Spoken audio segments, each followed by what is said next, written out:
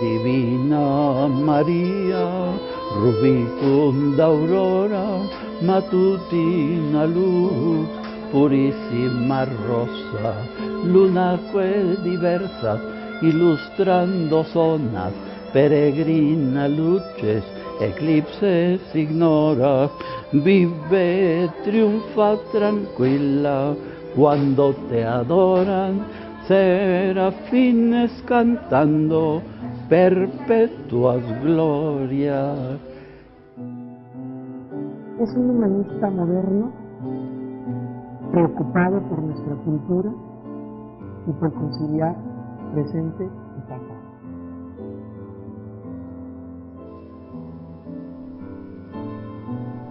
Esta es la historia de un hombre lleno de sabiduría, que aportó un sinfín de ideas al humanismo contemporáneo, no solo en México, sino en el mundo entero. Considerado un hombre ilustre, hijo pródigo de Zamora, Michoacán, nos ha dejado un gran legado intelectual en grandes obras, que lo colocan como uno de los humanistas más importantes del siglo XX. Padre Alfonso Méndez Plancarte, el humanista.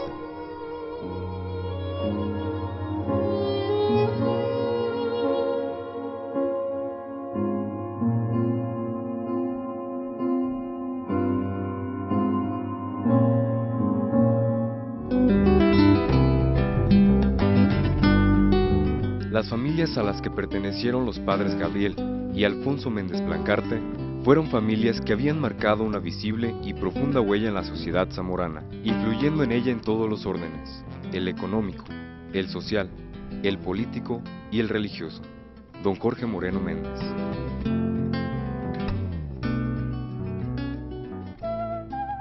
Don José Antonio Méndez Padilla y doña Juana Garibay, bisabuelos de Alfonso Méndez Plancarte, fueron mayordomos de las cofradías de hombres y mujeres de Nuestra Señora del Buen Suceso y le hacían rumbosas fiestas en la novena de fin de año, puesto que eran los propietarios de aquella imagen de la Virgen, traída, según la tradición, por unos religiosos franciscanos en el siglo XVI y que la familia Méndez había depositado, para su culto público, en el convento e iglesia de las Cinco Llagas de nuestro seráfico Padre San Francisco de Zamora, don Jorge Moreno Méndez.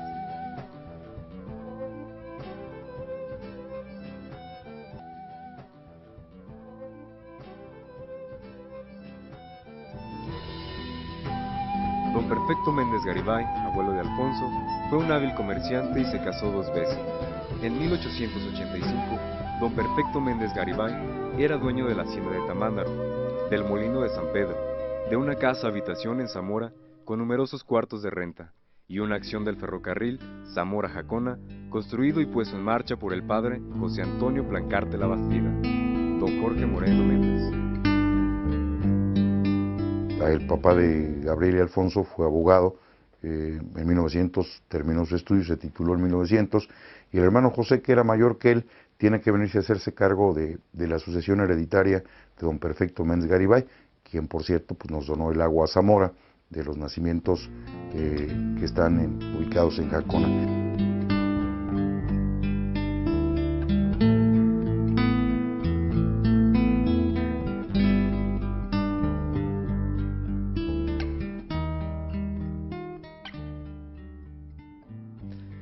El licenciado Perfecto ocupó varios cargos en el Ayuntamiento de Zamora y fue diputado federal suplente de 1908 a 1910 por el distrito de Zamora y propietario por el de Purépero de 1912 a 1913. Fue miembro de la Sociedad de Geografía y Estadística y de la Academia Mexicana de Jurisprudencia, así como colaborador de varias publicaciones y hasta novelista. Tomó parte activa en la organización y realización de la Dieta de Zamora. Incluso pronunció en ella un discurso muy emotivo el día 19 de enero en la velada literaria con la que la Sociedad de Zamora obsequió a los prelados y delegados asistentes a la dieta. Alfonso Méndez Plancarte nació el 2 de septiembre de 1909 en la ciudad de Zamora, Michoacán, hijo de don Perfecto Méndez Padilla y de la señora María Plancarte Gartúa.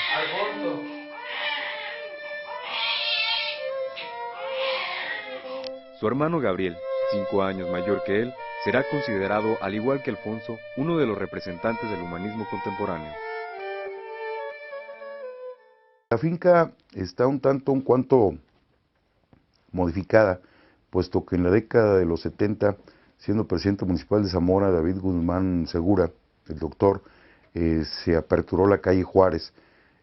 A esta propiedad, que está ubicada en la esquina de Morelos y Juárez, se le cortó pues bastante cantidad de metros, creo que fueron alrededor de 12 metros, pero parte de lo que era una ventana se abrió como puerta y quedó más o menos el tramo que quedó ubicada, y ahí fue donde ellos nacieron, tanto Alfonso como Gabriel, en la esquina que forman las calles de Morelos con Juárez.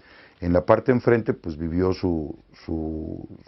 el tío de ellos, José Méndez Padilla, hermano del licenciado Perfecto Méndez Padilla.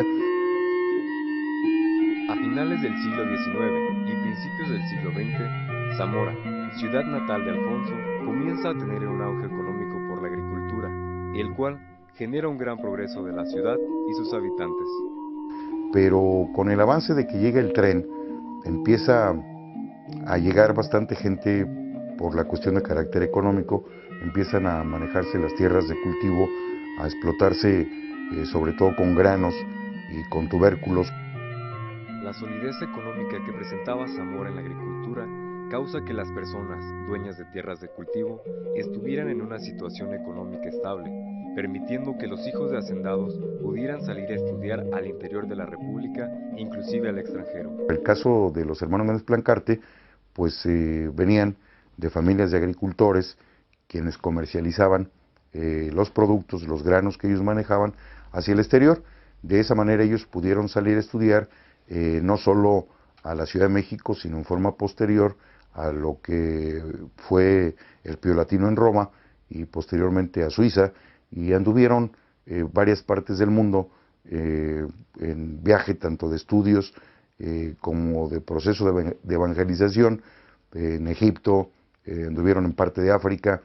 Esto nos da más o menos conocimiento de cómo la agricultura y de cómo el comercio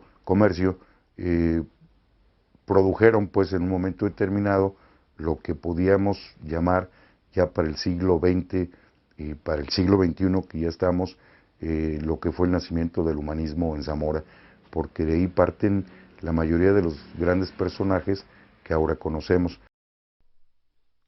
A pesar de que el matrimonio Méndez Plancarte pronto vio cumplidos sus deseos y ansias de paternidad y maternidad, pues al año siguiente de su unión nació Perfecto, otro más de la dinastía, y con un intermedio alrededor de 2 años llegaron Lupe, 1903, Gabriel, el 24 de enero de 1905, María, 1907, y finalmente Alfonso, el 2 de septiembre de 1909. Todos ellos, casi niños, tuvieron que pasar por el tremendo dolor de perder a su madre, lo que había sido realmente y en plenitud de la palabra para ellos, lo que hizo más dura aquella pena. Gabriel tuvo más conciencia y memoria de la ternura, cuidado y desvelo de doña María. Alfonso casi no la gozó ni guardó muchos recuerdos de ella, porque la separación sucedió poco tiempo después de haber nacido. Ya en México el padre José Plancarte, el tío de ellos, se hizo cargo pues, principalmente de Alfonso y de Gabriel. Tan es así que la muerte de la mamá le afectó mucho a Alfonso. Desde niño tuvo un carácter muy agrio, porque se sintió pues sin madre, sin el calor materno, y como suele suceder siempre, cuando llega una madrastra, y no fue el caso porque don Perfecto trató de acoplar, pero por naturaleza Alfonso se sintió mucho.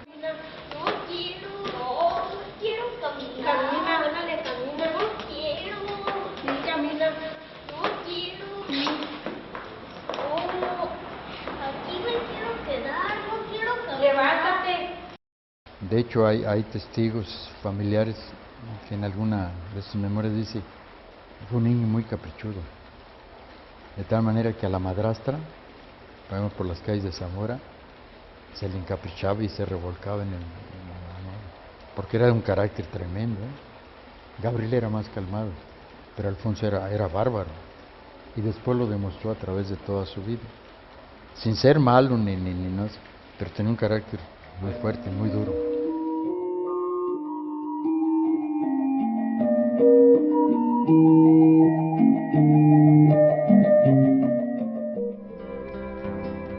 1910 estalla un movimiento social en gran parte de la República Mexicana. Después de 30 años en el poder, el general Porfirio Díaz es exiliado a Francia, iniciando así una serie de acontecimientos que marcarán la vida social en México durante los siguientes años. Así, la Revolución Mexicana afectará a muchas familias en Zamora, incluyendo a los Méndez Plancarte, que a la llegada del general Amaro se verán obligados a salir rumbo a Guadalajara y posteriormente a la Ciudad de México.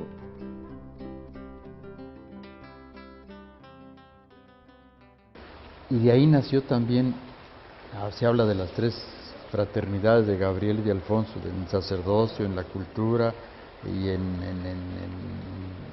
la sangre.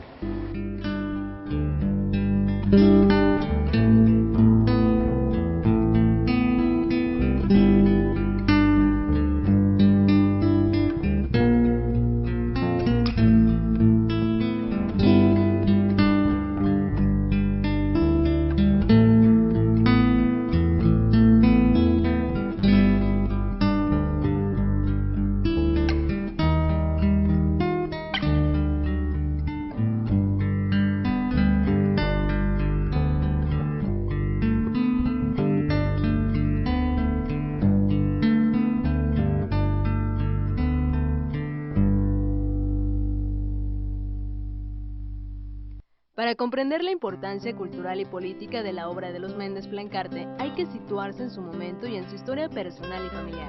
Su padre, don Perfecto Méndez Padilla, tuvo que abandonar Zamora y exiliarse en la Ciudad de México debido a la persecución que sufrió por su militancia en el Partido Católico Nacional, PCN, creado en 1910 y por el cual fue electo diputado federal.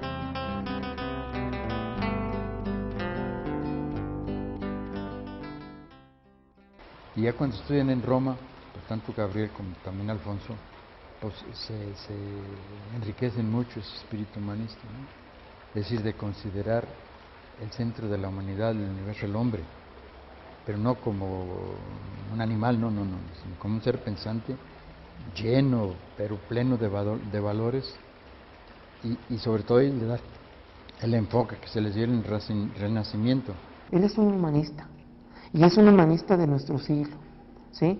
Una persona que conjuga muy bien su ser religioso en el sentido amplio y su ser humano. Eso es el humanismo. Son las gentes con mayor potencial intelectual que lo pusieron a prueba, no solo por la obra publicada, no solo por las empresas culturales que abrieron, sino que si hacemos una retrospectiva desde el punto de vista humanístico, ellos fueron como quienes en un momento determinado tuvieron entre su bagaje cultural, entre ese marco teórico de referencia que pudieron mamar de los otros zamoranos, ellos los encontramos en el ámbito filosófico, siendo continuadores del primer gran humanista que tiene Zamora, que es el caso de Benito Díaz de Gamarra y Dávalos. En el caso del proceso revolucionario, ellos maman no solo de la poesía de Fray Manuel Martínez de Navarrete y de las ideas libertarias de José Sixto Verduzco. En 1937, a la edad de 38 años, le sobrevino una extraña enfermedad, no precisamente una afasia, pero sí una afonía, en cuanto que no perdió la voz, pero sí la soltura del habla. Monseñor Octaviano Valdés, amigo íntimo del padre Alfonso, conjetura que el accidente habrá tenido por causa, junto con alguna deficiencia del sistema nervioso, el esfuerzo extenuante que puso el profesor en su cátedra de teología por declarar en conceptos precisos lo que es últimamente inefable, situación que lo llevó a alejarse de la ocupación eclesiástica y así se enfoca más profundamente a la tarea de investigación y a la literatura. Dejó un sinfín de obras escritas a través de su vida, colaboró en el periódico El Universal, con escritos desde el 11 de octubre de 1943 hasta el 14 de febrero de 1955. Algunas de las obras de las que destacan son obras completas de Sor Juana Inés de la Cruz, obras completas de Amado Nervo, 40 odas de Horacio, El sueño de Sor Juana, Díaz Mirón, poeta y artista, esto solo por mencionar algunas. Tradujo 40 de las mejores odas seleccionadas de Horacio, 40 odas de Horacio que hablamos de este poeta latino, que es uno de los máximos exponentes precisamente de la lengua latina en su periodo clásico. Hablar de Horacio, pues es, como de Virgilio, pues es hablar de dos cumbres señeras de la literatura universal en el mundo latino, grecorromano, anterior a Cristo. Yo me acuerdo que cuando yo empezaba a leer el libro de 40 odas selectas de don Alfonso Méndez Plancarte, me llamaba la atención en el prólogo que decía: voy a editar una serie de poemas de Horacio de la manera como he descubierto que conviene hacerlo, porque es uno de los autores que más horas felices me ha dado. Y pues como Horacio, el que no lo ha estudiado, decía, ¿qué tiene de especial Horacio? Entonces, Horacio, entre los clásicos, tiene de especial, como para los que conocen poetas más recientes, digamos, lo que tiene de especial Pablo Neruda, que tiene de especial Amado Nervo, López Velarde, que ya más personas sienten cuál es su valor, su cercanía, su sentido humano trascendente, y entonces él, por ejemplo, dejó el amor a Horacio, decir el amor a Horacio, muerto 8 años antes de Cristo. En el caso, por ejemplo, de los humanistas del siglo XVIII, tuvieron esta gran preocupación también por ir forjando una identidad nacional, ¿sí? Los hermanos Méndez Plancarte, yo creo que lo hacen desde el apartado de este México nuestro que es tan español como lo es tan indígena, y que efectivamente esa figura de Sor Juana es esa figura intermedia que es lo que nos define nuestra mexicanidad, el ser mestizos. Porque Sor Juana es un exponente irrepetible, es, podríamos decir, la representativa mejor del humanismo mexicano y literario del siglo XVIII. Hablar de Sor Juana, pues, es sumergirse en un mundo influenciado por el humanismo. Ella cultivó todos los géneros literarios, le hablaba lo mismo de teología que de filosofía, aprendió latín en 20 lecciones, era un genio, Sor Juana, aparte de una excelente poetisa. Dejó poemas inmortales, la conocida de Hombres necios, que acusáis a la mujer sin razón, sabiendo que sois la ocasión de lo mismo que culpáis. El padre Alfonso, gran latinista, gran filósofo, gran teólogo, ve que Sor Juana manejaba toda clase de latín, que les interesaba tanto la filosofía al grado de dejar el poema filosófico, el primero sueño, que es, ha dicho de José Gaos, uno de los más grandes teóricos del pensamiento de habla española. Efectivamente han sido muy conocidas las críticas que hace Alfonso, fundamentalmente de quien en su momento se dijo el gran estudioso de Sor Juana, que era don Hermilo Abreu Gómez, sino que en realidad lo que hizo fue desnudarlo en un proceso de crítica constructiva y hacerle ver que los estudios que supuestamente había realizado sobre Sor Juana no estaban apegados a la veracidad con que los trabajó. Entonces, con esa sabiduría genial, siempre dicha en alta poesía por Sor Juana, el padre Alfonso dijo, ese es un personaje digno de dedicarle, le dedicó los últimos 5 años de su vida, cuando estaba editando ya las obras, la edición crítica de las poesías de Sor Juana, que le faltó terminar el 4º volumen porque ya no le alcanzó la vida, pero le dio a Sor Juana los últimos años de su vida. Para el doctor Tarcisio Herrera Sapien, quien es considerado el continuador de la obra de los hermanos Méndez Plancarte, Ábside nació en una de las visitas que hicieron estos y don Octaviano Valdés en 1936 a don Ángel María Garibay en la parroquia de Otumba. Fue una idea memorable. los 4 relevantes humanistas, maestros del Seminario Conciliar de México, planearon editar una revista, la cual fue concebida allí, junto al ábside de la parroquia de Otumba, a la sombra augural de un ábside franciscano, alveo materno de nuestra cultura. Con estas palabras, en 1936 se abrió el número inicial de Ábside, revista de cultura mexicana, bajo la pluma de su primer director, el doctor en filosofía y teología, Gabriel Méndez Plancarte. Y salen con una revista de cultura literaria que solo apreciaban los más cultos de México, que eran relativamente pocos, y luego amigos de Colombia y de Estados Unidos y de España y de Francia. Fue una verdadera hazaña. Esa revista Ábside es así, lo que se llama una gran hazaña cultural de los hermanos Méndez Plancarte. Fueron alrededor de unos 100 números en 40 años. Ellos van a editar una revista literaria que va a ser justamente la revista Ábside, que es la que marca el pensamiento de ellos, y cuando digo marca es porque ahí es donde ellos plasman todos estos conceptos.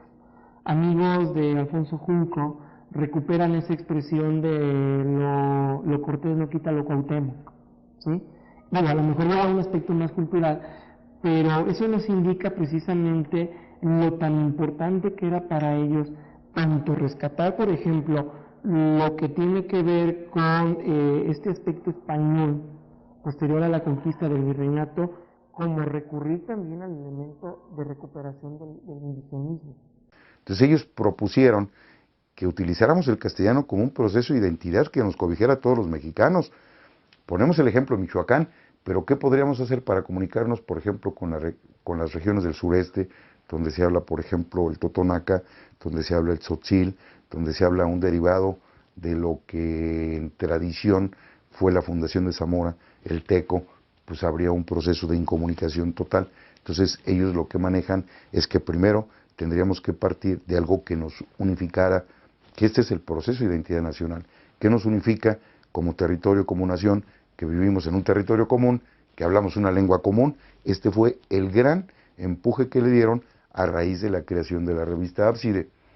Y ese nacionalismo mexicano, si recurre a sus fuentes grecolatinas, también recurrió a las fuentes prehispánicas, porque si Grecia y Roma tuvieron muchos valores, nuestros indígenas también los tuvieron.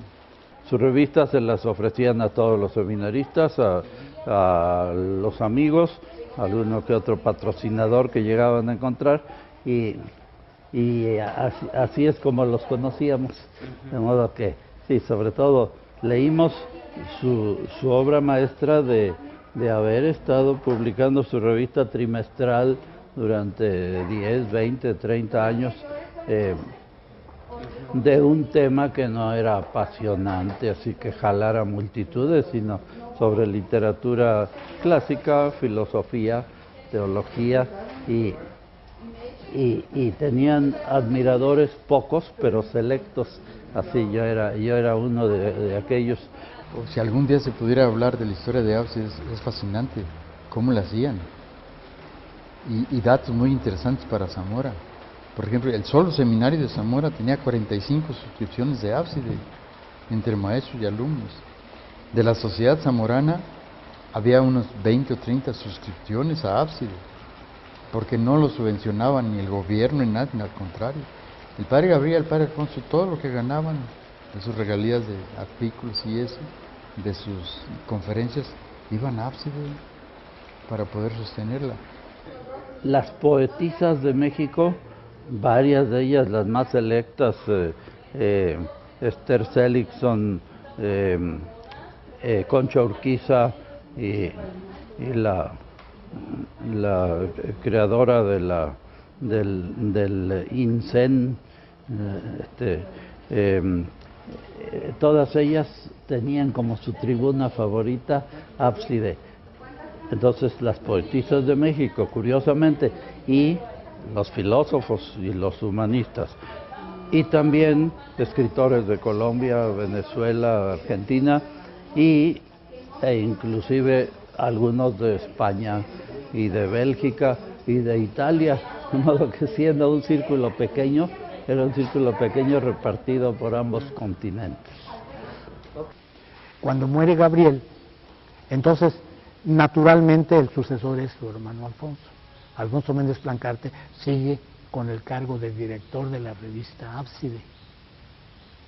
Y entonces la sigue dirigiendo muy sabiamente, muy ampliamente, amplía incluso el campo, dando lugar a más escritores de otros países, invitándolos a participar, pues prácticamente por unos 6 años, porque 6 años después de Gabriel muere Alfonso.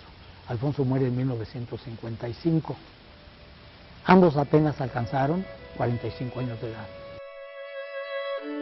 Ábside perduró 40 años gracias a la cultura clásica de los 4 fundadores.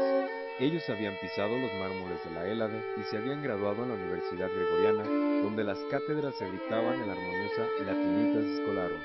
Perduró en emisiones trimestrales desde 1936 hasta 1978. La dirigieron sucesivamente don Gabriel Méndez Plancarte de 1937 a 1949, su hermano Alfonso Méndez Plancarte de 1950 a 1955, el poeta y apologista Alfonso Junco de 1955 a 1974 y el historiador Eduardo Enrique Ríos de enero de 1975 a abril de 1978. Bajo estímulo y voluntad enciclopédica, habrá de lanzarse la aventura de revisar la totalidad de la cultura mexicana, dividiéndosela por estadios y ciclos: el precortesiano, por don Ángel María Garibay; el de la literatura colonial, por don Alfonso Méndez Plancarte, y a su vez, su hermano Gabriel, junto con Octaviano Valdés, en la interpretación sobre las maneras de expresarse, insinuarse, plasmar en el espíritu nacional a través del barroco y de los poetas mexicanos.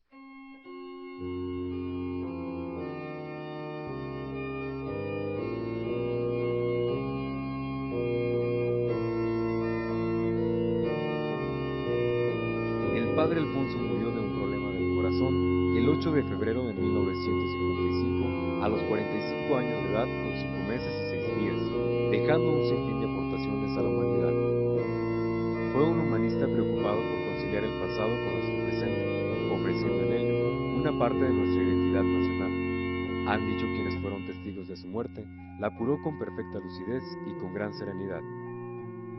Al acometerle de repente el mal que en 2 horas más lo ultimaría, pidió la extremaunción y se despidió de sus compañeros con estas palabras: hoy nos predicaron sobre la muerte, y para que mediten ustedes bien, van a tener muertito. Después de lo cual, expiró en la paz del varón, junto que fue del uno al otro extremo de su vida. El padre Alfonso dejó esta vida para que la humanidad lo recordara: hombre, sacerdote, poeta, traductor e intelectual del siglo XX.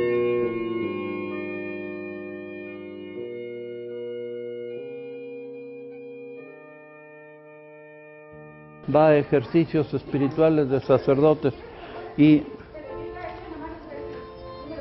un buen día siente una afección tremenda en el pecho, que es lo que se les oye decir a los que, característico de la afección cardíaca, y dice: sí, me siento muy mal, voy a la cama. Y ya entonces llegaron, pidió la extremaunción,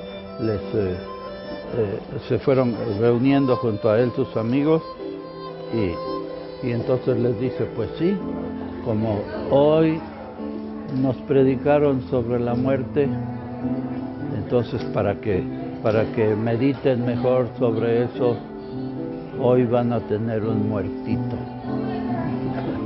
Con toda naturalidad. Ya se preparó para morir y se quedó a sus 45 años y medio